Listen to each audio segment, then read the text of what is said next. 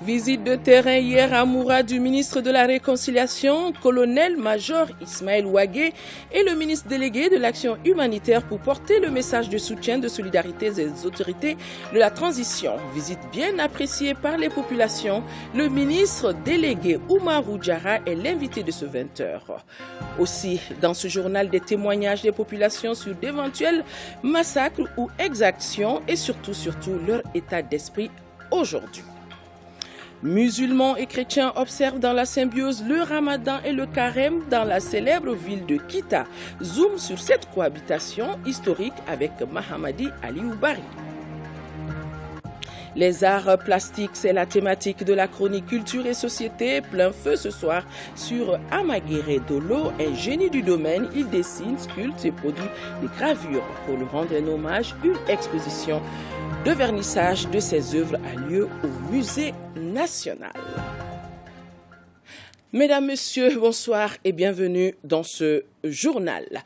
Une fois n'est pas coutume, nous démarrons ce journal en cette période de carême chrétien, ramadan musulman. À Kita, les fidèles musulmans observent dans la symbiose le ramadan et le carême. Une cohabitation historique qui permet d'ailleurs aux fidèles des deux religions de faire des prières bénédictions pour notre pays, le Mali. Zoom sur la cohabitation musulmane et chrétienne à Kita. C'est avec Mahamadou Aliou Bari.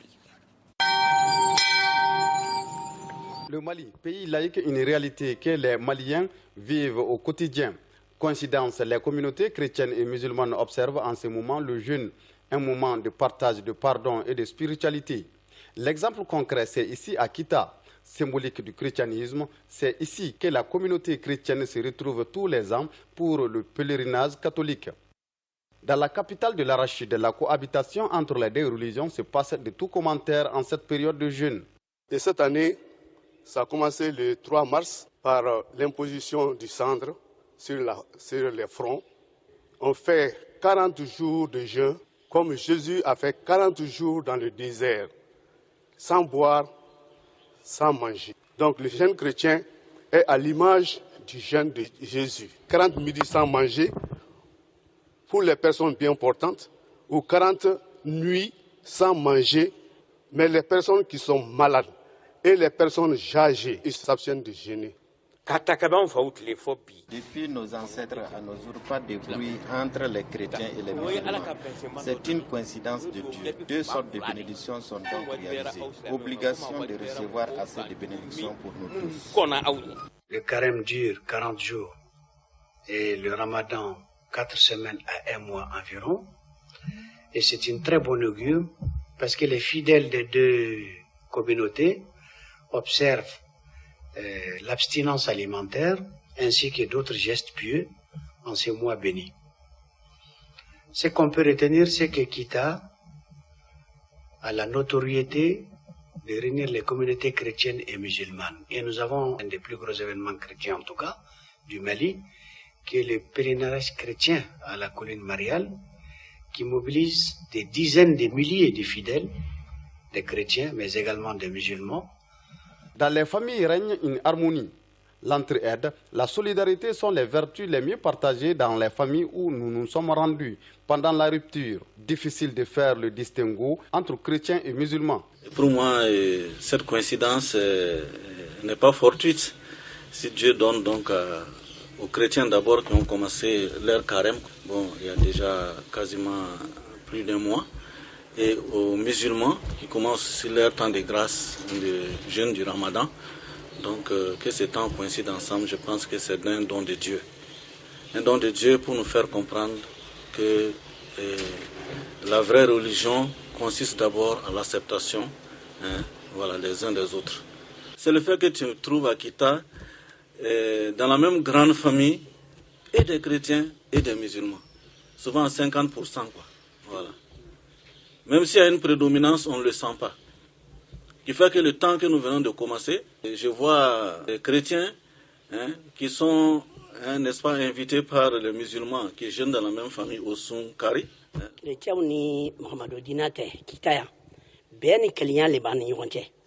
Les chrétiens et les musulmans de Kita, c'est l'entente parfaite. Les deux carèmes, en même temps, c'est un don de Dieu. Nous sommes les mêmes. On est ensemble depuis belle lurette et la symbiose continue de nos jours. Les deux, c'est-à-dire mois coïncident.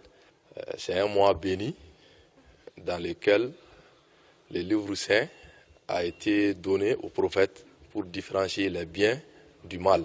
Quant à la cohabitation entre nous, tout va très bien parce qu'on fait tout ensemble. On se marie même ici à Kita. Toute chose que saluent les autorités administratives, l'exemple de Kita doit être suivi afin de favoriser le vivre ensemble. Nous pouvons parler dans la région de Kita d'une coexistence pacifique entre ces communautés, étant entendu que tous les événements sociaux et culturels musulmans des chrétiens sont présents. Je fais partie des bénéficiaires des cadeaux de Ramadan du curé de la paroisse de Kita. Donc j'ai personnellement reçu du sucre et des dattes de la part du curé pour le Ramadan musulman, en tant que musulman. L'appel qu'on a lancé, c'est que nous avons l'occasion, pour toutes les confessions chrétiennes comme musulmanes, de prier aujourd'hui pour le même Dieu en ce mois où coïncide la dévotion que et les chrétiens et les musulmans de Kita ont pour prier pour notre pays.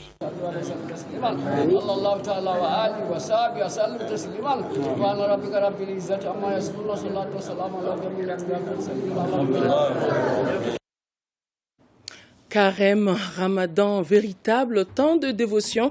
Et c'est pas le ministre Oumarou Diarra présent sur ce plateau qui nous dira le contraire. On aura le temps de le recevoir. Et pendant le mois de Ramadan, il est des métiers avec lesquels ce moment ne fait pas forcément bon ménage. Les métiers demandant vraiment l'effort physique. Valentin Roger Diallo est allé à la rencontre de certains d'entre eux. Suivons.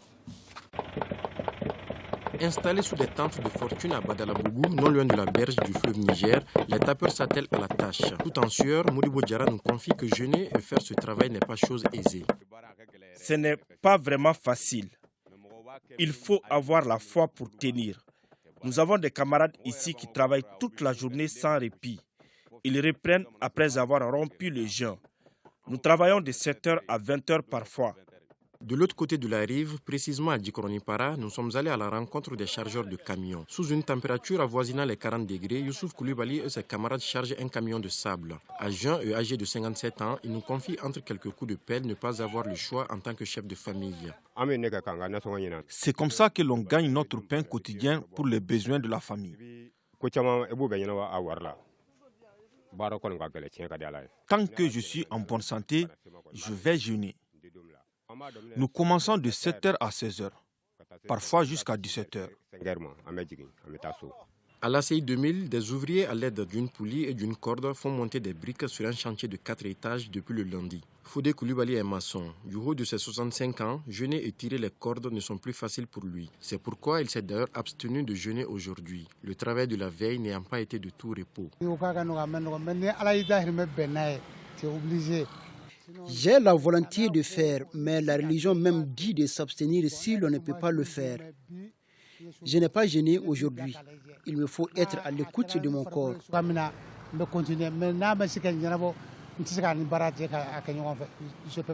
Le ramadan et les métiers nécessitant des efforts physiques ne font pas forcément bon ménage. Certains prennent la situation avec philosophie quand d'autres ont leurs astuces. Quand je jeûne, je commence depuis 6h et je fais une pause vers midi pour reprendre de 15h à 17h. Mais je continue après la rupture.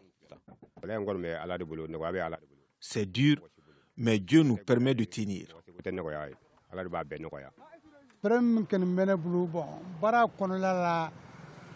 Je vais devoir diminuer mon temps de travail. Au lieu de faire 8 heures de temps, je ferai 7 heures en observant des pauses. En attendant la fin du ramadan, ils devront faire preuve de beaucoup de courage. Et ce communiqué, le comité stratégique du M5 RFP a statué sur les incidents graves et les agissements reprochés à certains de ses membres constatés au cours de sa réunion extraordinaire tenue le jeudi 7 avril dernier. À l'issue des débats, le comité stratégique du M5 RFP a décidé de la suspension jusqu'à nouvel ordre à compter d'hier samedi 9 avril 2022. Les personnes dont les noms suivent: Daba Diallo, Mouvement Anko Malidron; Nuhum Doumbia, MJP Faso Yele; Ousmane Doumbia EMK; Salim Makadji, MJP Faso Yele; Konimba Sidibé, FSD; Bouraïma Afotraoré, KAMS.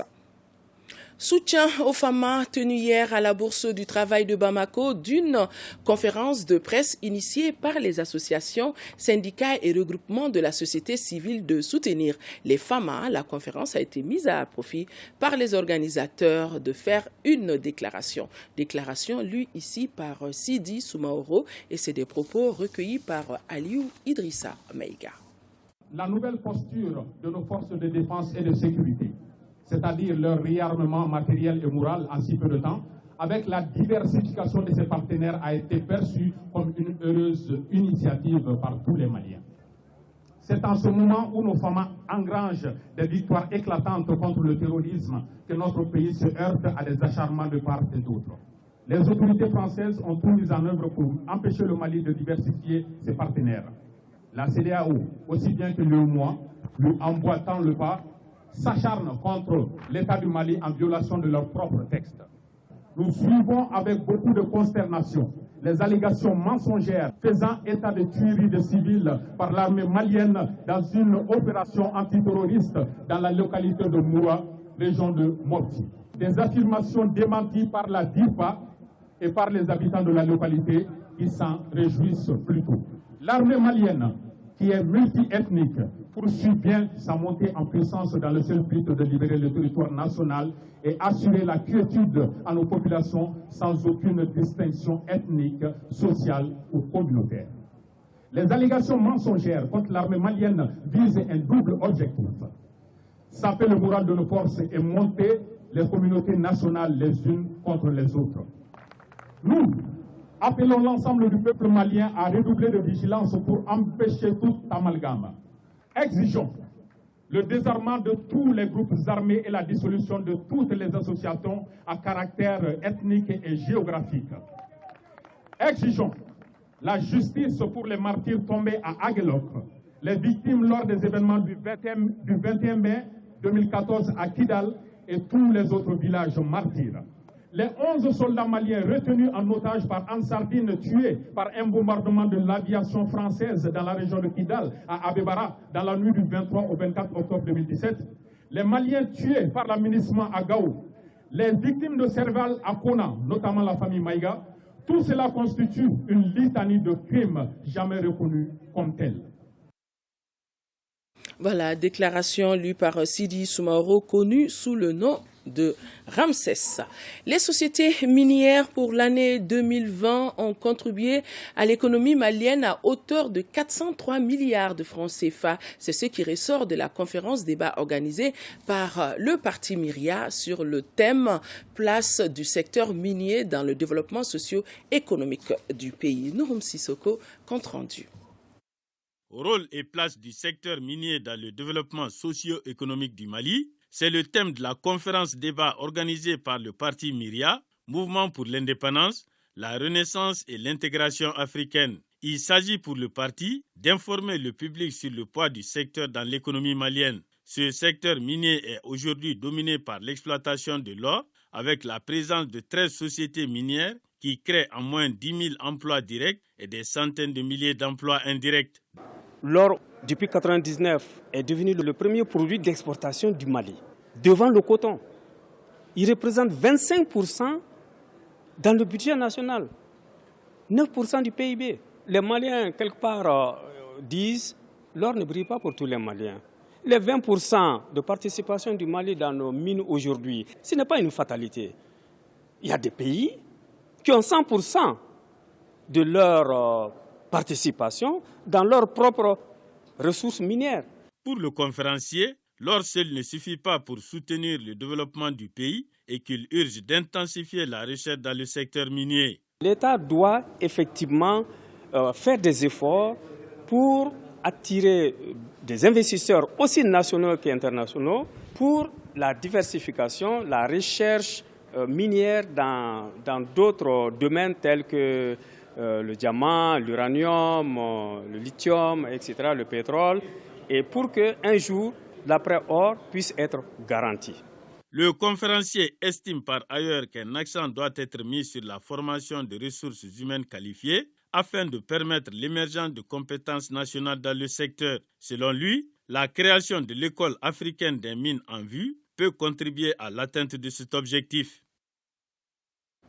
Nous revenons sur cette visite de 2 membres du gouvernement hier à Moura et c'est le grand format de ce 20h week-end qui ouvre une fenêtre sur la situation à Moura sur toutes les lèvres depuis l'opération aéroterrestre menée par les FAMA contre les terroristes. Témoignages des populations sur d'éventuels massacres ou exactions contre des populations civiles lors des combats, aussi et surtout leur état d'esprit aujourd'hui. Et pour raison de sécurité, vous allez voir, nous avons flouté le visage de certains de nos intervenants dans ce dossier signé par nos envoyés spéciaux à Moura, Tamsir Diabaté et Aruna Diarra. Moura, chef-lieu de la commune rurale de Togué-Mourari, cercle de Djedé, c'est dans la région de Mopti. Il compte plus de 10 000 habitants, essentiellement composés de Peuls. Moura, qui était considéré comme un lieu de refuge des forces obscurantistes, a été le théâtre d'une opération de grande envergure menée par les FABA et visant à neutraliser les forces du mal. C'était entre le 27 et 31 mars dernier. Alors, que n'avons-nous pas entendu sur cette opération aéroterrestre? Massacre, terreur, enlèvement, sinon exaction contre les populations civiles. Pourtant, le visiteur qui arrive à Moura quelques jours seulement après la dite opération constate à première vue d'œil que la population est entre l'optimisme et l'espoir d'une paix durable. Espoir, oui, parce que ces femmes qui étaient quasiment privées de leur activité au nom de la charia envisagent aujourd'hui de les reprendre.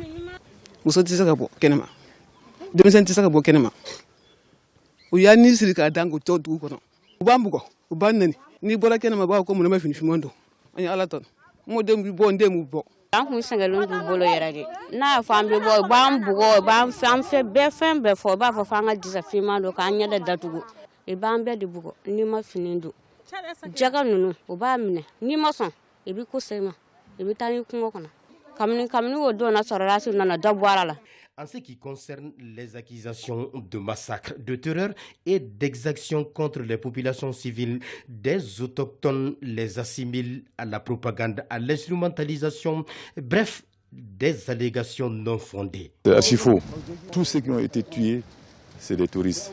Sinon, c'est les terroristes même totalement qu'on a neutralisés. Les femmes, ils n'avaient pas le temps. Quand ils sont venus, immédiatement ils sont venus et on les a attaqués. Donc il fallait qu'eux sécurisent d'abord pour passer à sécuriser la population. Mais après, quand ils ont maîtrisé la situation, ils ont sécurisé la population en disant aux gens de se regrouper, de sortir pour éviter des amalgames.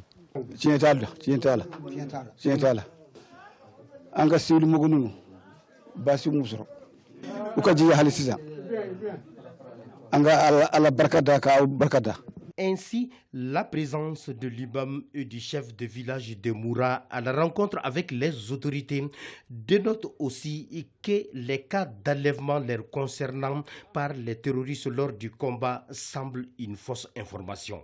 À Moura, l'on constate des traces de destruction des motos abandonnées par les terroristes, plutôt que des impacts de balles sur les murs.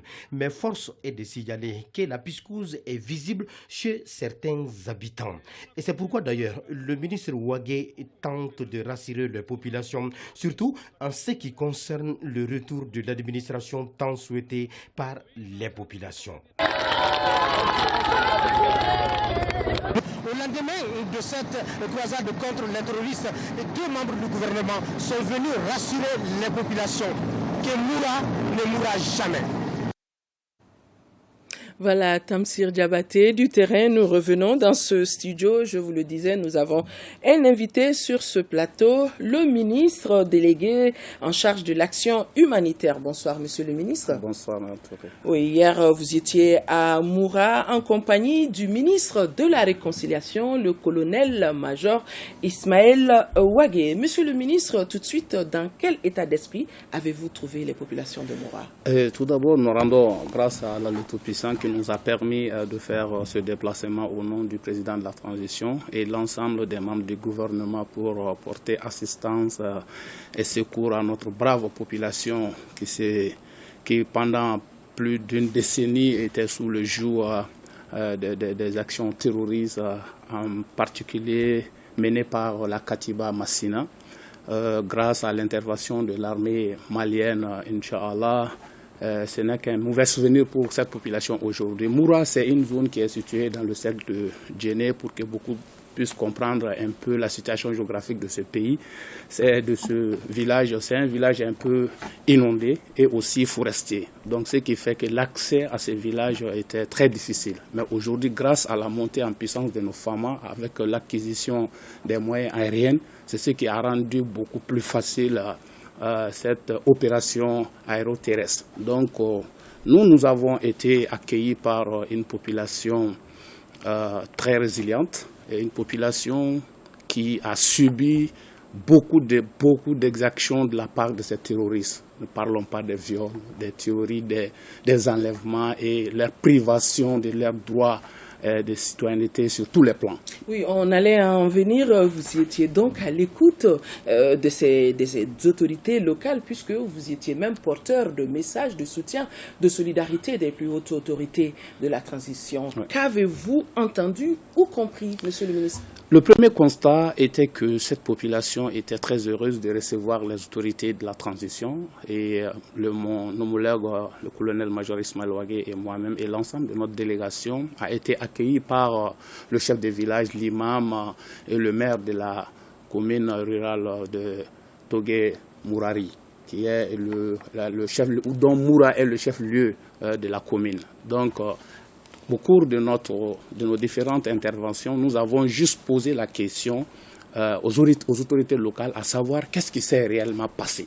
Donc, selon les témoignages, ils nous ont dit que c'est l'armée qui a même été attaquée en premier par les terroristes. Parce que quand ils ont vu le mouvement de l'armée à travers les hélicos à l'air, donc les hommes sur le terrain, il y avait quelques-uns qui étaient d'abord sur le marigot, dans des pirogues, c'est eux qui ont attaqué l'armée en première position. Ça, c'est le témoignage des responsables locaux de Moura.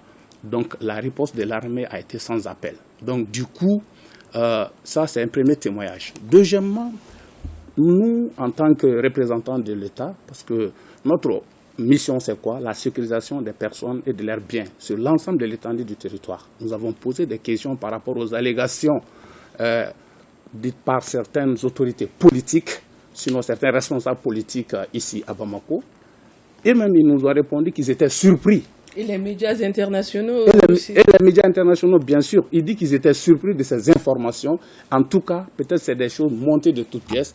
Aucun habitant de Moura n'a tenu de tels propos avec ni un national ou une autre personne ou un média quelconque. Donc c'est pour vous dire une fois de plus que cette guerre qui nous a été imposée, c'est une instrumentalisation pour porter atteinte non seulement au moral de nos troupes, et également mettre en désaccord le peuple et les autorités actuelles. Donc en grosso modo, c'est une population aujourd'hui qui demande beaucoup de choses. En premier lieu, que l'armée continue à rester avec eux. Donc déjà, c'est un aspect très important. Si réellement la présence de l'armée les frustrait, ils n'allaient pas demander la présence que l'armée continue à rester à leur chevet. Donc c'est pour vous dire, c'est porter en faux tout ce qui a été dit concernant notre armée. Et quelle assurance, vu en face de tout ce que vous avez eu comme témoignage, quelle assurance avez-vous donné aux populations avant de quitter Moura? Vous savez, Moura est à 15 minutes des hélicoptères, 15 minutes de Sévaré. Donc c'est pour leur dire que l'armée reste à leur côté jour et nuit. Et deuxièmement, la lutte contre le terrorisme, aujourd'hui, c'est un cap qui a été fixé par les autorités actuelles. Ça, on ne va pas négocier cela. Tous les esprits malfaiteurs, depuis 2012 à nos jours, qui continuent à hanter le sommeil de nos concitoyens, seront attaqués, seront de tous les bords qu'ils soient au centre, au nord ou au sud. Aujourd'hui, l'armée est engagée. Donc nous les avons donné l'assurance de cette protection de l'armée qui va continuer. Je voudrais aussi mettre un accent particulier. Aujourd'hui, les gens parlent de notre armée, certains médias internationaux parlent de notre armée comme une armée d'exaction. Je me porte en faux en tant que ministre de l'Action humanitaire. Aujourd'hui, sur le plan humanitaire, l'armée est en premier lieu. Les zones difficiles d'accès, c'est l'armée qui achemine les vivres jour et nuit pour atteindre ces populations. Et la transition, elle est toute trouvée. On a vu qu'en débarquant de l'hélico, vous n'êtes pas allé les mains vides. Alors, quelle est la situation humanitaire sur place et au-delà, de façon générale, dans le pays? Oui, vous savez, cette population, comme nous l'avons aussi bien dit depuis presque 10 ans, elle a été privée de beaucoup d'activités leur permettant de beaucoup d'activités économiques. Donc, naturellement, il était un devoir pour nous de les apporter une assistance en vivre et en non-vivre pour leur permettre quand même de soulager pendant un temps. La situation humanitaire au Mali aujourd'hui, d'une manière générale, porte à peu près sur 7 millions de personnes qui vivent aujourd'hui dans le besoin humanitaire. Et les autorités actuelles de la transition, nous sommes conscients de ces défis humanitaires. Non seulement nous sommes confrontés à des crises multidimensionnelles, l'insécurité, ainsi de suite, aussi le changement climatique et surtout la pandémie à coronavirus, mais des plans de réponse ont été adoptés au niveau du département et là, avec l'ensemble de nos partenaires aujourd'hui, nous sommes en train d'œuvrer à renforcer la résilience de nos compatriotes. Aussi, par rapport à l'humanitaire, nous sommes en train de voir, parce que les terroristes, ils profitent toujours de la précarité pour enrôler nos enfants. Donc nous sommes en train de faire ce pont entre l'humanitaire et le développement, en développant des activités génératrices de revenus, permettant à ces jeunes tentés de rejoindre les terroristes, de rester dans leur famille et d'exercer des activités comme les embauches, le maraîchage et autres. Donc au niveau du gouvernement, nous sommes en train de travailler sérieusement cela pour pouvoir lutter efficacement contre le terrorisme. Et on a vu que le président de la transition, le colonel Assimi Goïta, il n'est pas du tout insensible à ce qui se passe. Donc il vous met à l'aise dans votre travail de tous les jours.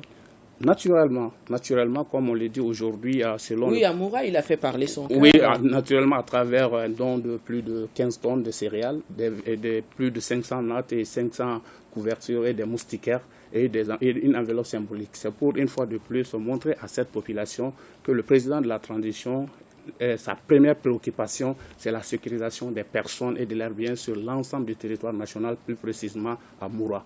Nous restons à leur côté et nous allons les accompagner dans ce moment combien difficile qu'ils ont eu à traverser avec la présence de ces terroristes. En tant qu'imam, Oumarou Diarra, ministre Oumarou Diarra, avant de quitter ce plateau, quel est le message particulier que vous avez à dire aux uns aux autres en ce moment précis? Tout d'abord, le mois de Ramadan est un moment de partage, de spiritualité, de jeûne et surtout de renforcement de la solidarité.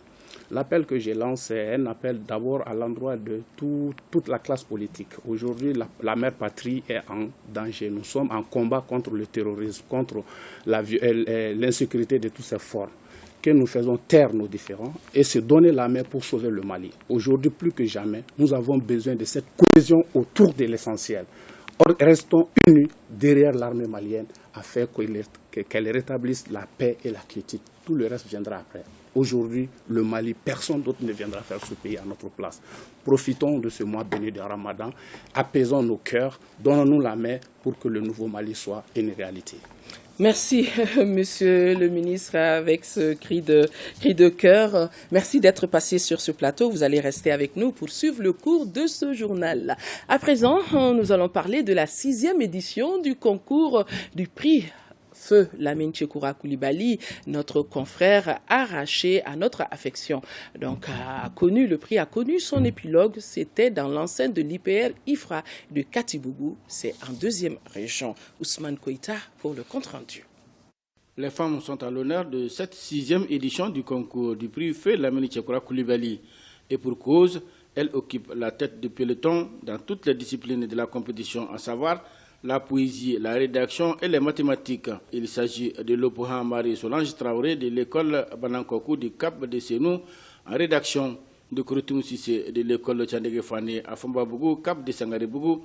Et le premier prix en mathématiques a été remporté par Teneba Tougoula de l'école de Kalabankoura, Cap Kalabankoura. Les enseignements obtenus au cours de ce voyage d'études à l'hyper-IFRA de Katibougou, avec la visite des labos et probablement des parcelles, ajoutés à ce que vous avez reçu à Douma, Mafeya, Tchempala, au bateau Kangou Moussa, devraient vous permettre non seulement de faire un bon choix après votre reçu au DF, mais aussi au baccalauréat scientifique malien.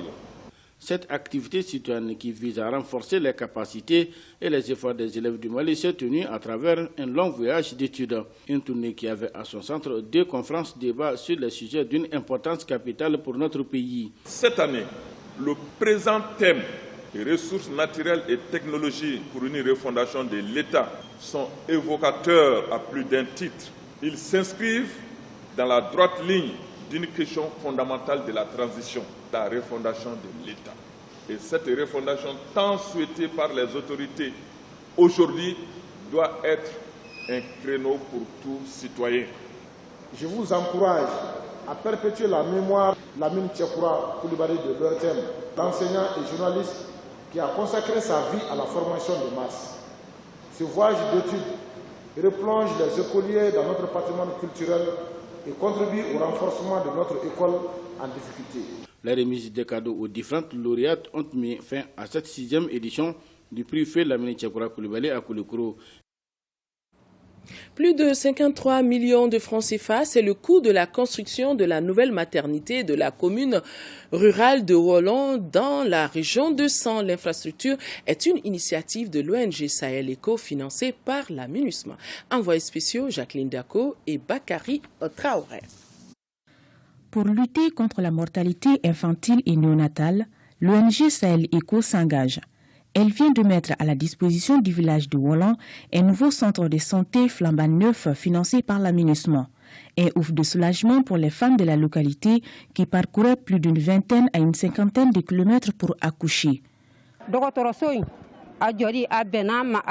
Cette maternité est une aubaine pour nous les femmes. Moi, j'accompagnais des femmes pour l'accouchement à une trentaine, voire cinquantaine de kilomètres.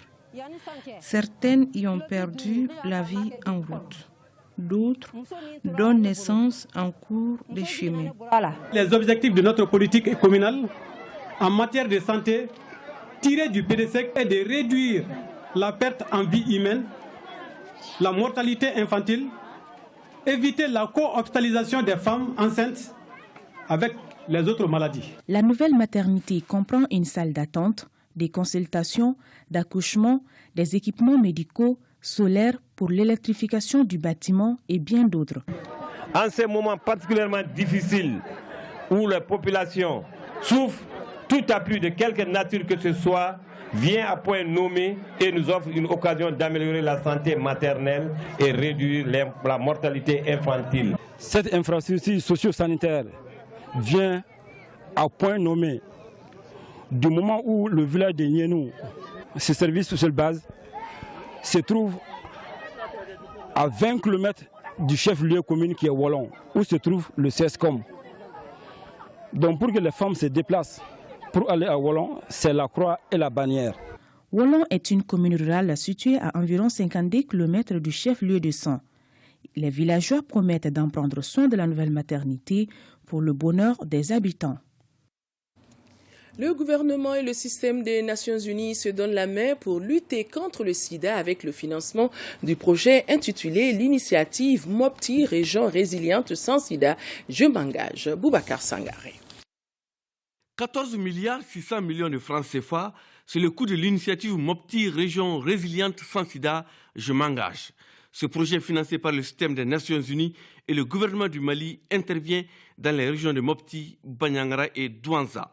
On va attaquer des défis, des nids de problèmes dans lesquels on sait que non seulement Mopti a des besoins prioritaires, mais aussi ça peut projeter Mopti à renforcer le système de santé, à lutter contre la maladie, à lutter contre le VIH et à faire face à d'autres défis qui sont les défis de déplacement des populations. Le véritable défi aujourd'hui pour vaincre le sida reste la mobilisation sociale et une synergie d'action entre les différents acteurs engagés dans la prévention et la lutte contre la maladie. Nous devons changer de stratégie et intégrer les populations vulnérables dans toutes nos initiatives. Pour une durée de 2 ans, ce projet va toucher les personnes vulnérables comme les déplacés et les personnes vivant avec le VIH. La mise en œuvre de ces interventions à travers le projet permettra de booster l'atteinte des objectifs des 3,95 et se fera dans 14 sites de prise en charge, 172 sites PTME et 177 centres de diagnostic volontaire des régions. Rappelons que la région de Mopti compte une population de plus de 2 950 000. La prévalence au VIH est de 0,7% et le nombre de personnes vivant avec le VIH est estimé à 20 000. Point Covid du jour sur 773 tests réalisés, 20 cas positifs, 2 guéris, 0 décès. Pour vous protéger et protéger les autres, suivez les mesures de prévention et faites-vous surtout vacciner. Les arts plastiques, c'est la thématique de la chronique culture et société de ce journal. Plein feu ce soir sur Amaguirre Dolo. Je vais y arriver. Amaguirre Dolo, un génie du domaine du dessin. Il dessine, sculpte et produit des gravures. Pour lui rendre un hommage, une exposition de vernissage de ses œuvres a eu lieu ici à Bamako, au Musée national. Focus sur l'homme, c'est avec Alpha Meiga.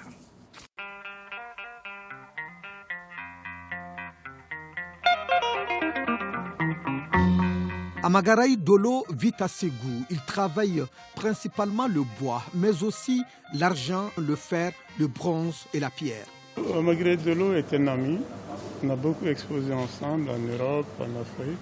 Comme tout sculpteur, il dessine beaucoup et produit des gravures. Ça, c'est sa philosophie de travail. Il préfère aller chercher des bois morts. Et sur ça, il transforme à partir de la vision qu'il peut avoir de cette matière première qu'il a, et c'est de là qu'il va pour créer son œuvre. Ces œuvres, c'est généralement des matériaux de récupération. Le bois mort qu'il ramasse dans la nature, également des sacs de ciment, etc. Le message, c'est la protection de l'environnement, le message, c'est l'amour pour la culture malienne, et le message, c'est la paix, la solidarité et l'union entre les peuples. C'est ça le message. C'est un génie de la sculpture, le natif de Sanga Gogoli, puisque c'est cette bourgade qu'il a vu naître un 16 juin 1955. Amagaray Dolo, 67 ans, est l'un des plus célèbres artistes plasticiens. Dolo est marqué par les ans et le travail.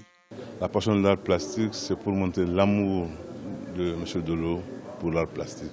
Ça fait plus de 40 ans qu'il fait ce métier, ça fait plus de 30 ans qu'il travaille le bois mort, qu'il donne vie au bois mort.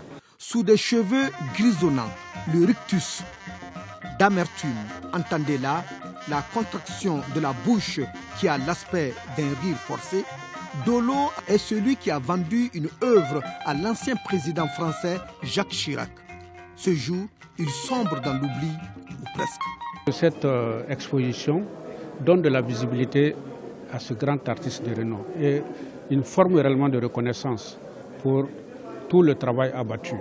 Et nous savons actuellement d'ailleurs qu'il est malade et je pense que c'est l'occasion pour le public qui visite le musée de découvrir réellement les grandes œuvres réellement de ce talentueux artiste. L'occasion est rêvée. C'est un baobab qui est là. Je pense qu'on peut, à travers ses œuvres, tirer profit et s'inspirer de ce qu'il a fait pour essayer de faire comme lui ou sinon plus que lui. Le musée attend que le public vienne voir, que le public vienne dialoguer avec Dolo à travers ses peintures. C'est un homme très modeste, très effacé, mais un gros travailleur. Et malheureusement, maintenant, il est vraiment souffrant, il est malade. Il n'a pas pu venir à l'ouverture, au vernissage de son expo. Émérance Dubas, un cinéaste, lui a consacré un documentaire en 2002 où le titre est symbolique, Dolo, le dernier Dogon. Amagarei Dolo est un produit de l'Institut national des arts, section arts plastiques.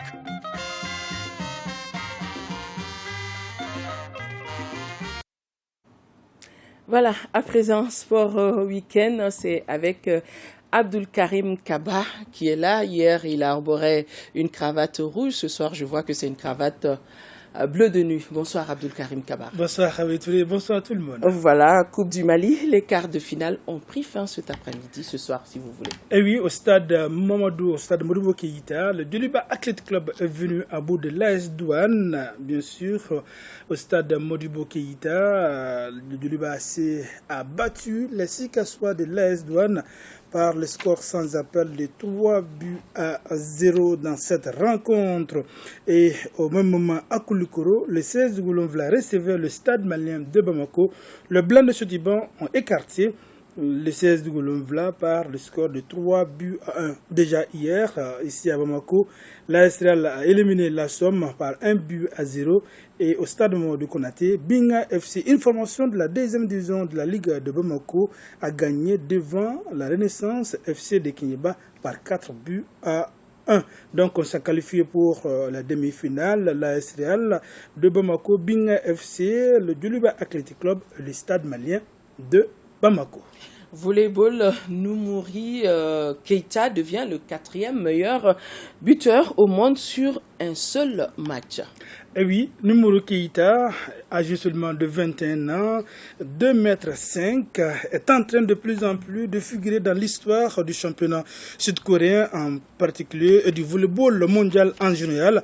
Avec 56 points marqués, Noumouri Keïta devient le 4e meilleur marqueur au monde sur un seul match. C'était face à Ansan Hockey Financial, groupe Oakman. Cette performance de jeune Keïta a permis à son club d'être deuxième tête de série pour les éliminatoires du championnat sud-coréen de volleyball, et c'est là pour la première fois de l'histoire des KB Insurance Star, son équipe. Au total, Noumouri Keïta a inscrit plus de 1094 points cette saison avec KB Insurance Star dans le championnat d'élite masculin de la Corée du Sud. Noumouri Keïta a commencé à jouer ici au volleyball à Bamako avec l'AS Commune 6, et Noumouri Keïta a joué également au Qatar pendant 3 ans, 2 ans en Serbie, et il est actuellement en Corée du Sud depuis l'année dernière. Bonne chance donc à l'international malien de volleyball Noumouri Keïta. La Fédération malienne de volleyball et la Ligue sont fiers de cette performance du jeune Noumouri Keïta. Nous l'annoncions hier, les obsèques de l'ancien capitaine des Aigles du Mali, Cheikhna Traoré, communément appelé Colo National. Les obsèques ont eu lieu cet après-midi. C'était sur le terrain de la commune 3. Décédé vendredi 8 avril, Cheikhna Traoré, Colo National, a été accompagné en sa dernière demeure au cimetière d'Amdallah. C'était cet après-midi sur le terrain de la commune 3. Et bien justement sur ce terrain, c'est tout le monde qui s'était donné rendez-vous pour les obsèques de l'ancien capitaine des Aigles du Mali. Dirigeants sportifs, footballeurs, entraîneurs, supporters, amis, frères et compagnons étaient tous là pour rendre un dernier hommage à Cheikhna Traoré dit Colo National. Ancien international malien, il a été capitaine des Aigles au cours de sa carrière. Cheikhna Traoré dit Colo National est né en mai 1940 à Kaya, d'Orzampe. Cheikhna Traoré Colo. Eh bien, durant 82 ans, Cheikhna Traoré dit Colo National a œuvré pour la paix, l'entente, la solidarité. Ses amis, coéquipiers, collaborateurs et sa famille en témoignent. Ce que nous avons vécu ensemble est immense. Ce que nous avons partagé de longues années de Kaï Kinzambougou à Bamako, ensemble, celui qu'on a surnommé Ben, il est devenu Colo National. Nous l'avons suivi. Plus tard, certains ont trouvé qu'il fallait le nommer Brodequin. ou encore l'affublé de l'expression « nous sommes chance, patron » ou encore Mbari. Tout cela tiré de la langue Kasonké. Sur le plan sportif, il nous a marqué aussi. Il nous a marqué par le sens de la combativité. Pour Chekna, quand quelqu'un qui monte sur le terrain, c'est un guerrier. Jusqu'au coup de sifflet final, tu te bats. Et ça, Chekna nous a inculqué ce sens de la combativité. Quand je dis nous, je pense au Djoliba, qui est son club quand même, qui est sa passion. Et quand je dis nous aussi, je dis tous ceux qui ont fait l'équipe nationale avec Chekna. C'est un aîné, un grand frère, avec lequel j'ai partagé de bons moments dans le domaine des transports et dans le domaine des sports sportifs. Je garde de lui un conseiller. Quand j'ai été élu président des transporteurs du Mali, la première personne qui m'a prodigué des sages conseils, c'était Chekna Traoré, créateur de l'histoire légère. La notion de famille, pour lui, est sacrée. Elle exclut la désunion, la jalousie et regroupe tous ceux et celles unis par le sang, le lien sacré du mariage, par l'amitié. La solidarité, l'entente, la cohésion entre tous les membres de la famille doivent être de rigueur, et cela dans l'harmonie, le partage. Chekna Traoré aimait beaucoup les enfants et organisait des compétitions sportives dans les quartiers des communes. Il était très généreux pour les démunis, les veuves et les orphelins. Il apportait aide et secours aux handicapés, aux mosquées. Il inculquait à l'aîné le sens de l'autorité et du bon exemple. Dans un père, Chekna Traoré d'Ikolo national. Merci Abdul Karim Kaba. Nous signalons également que l'ORTM est en deuil. Idrissa Yalkoué n'est plus. Il est décédé hier des suites d'une maladie, des suites d'une longue maladie à l'âge de 53 ans. Ses obsèques ont eu lieu aujourd'hui dans sa famille. C'était au quartier Banconi. Nous y reviendrons dans nos éditions de demain. Voilà, c'est donc tout pour ce journal. Merci de l'avoir suivi. Nous prions Allah subhanahu wa ta'ala de les accueillir tous dans son paradis éternel. Nous venons de lui et nous retournerons à lui. Merci, excellente nuit à tous nos téléspectateurs de par le monde. Qu'Allah bénisse le Mali.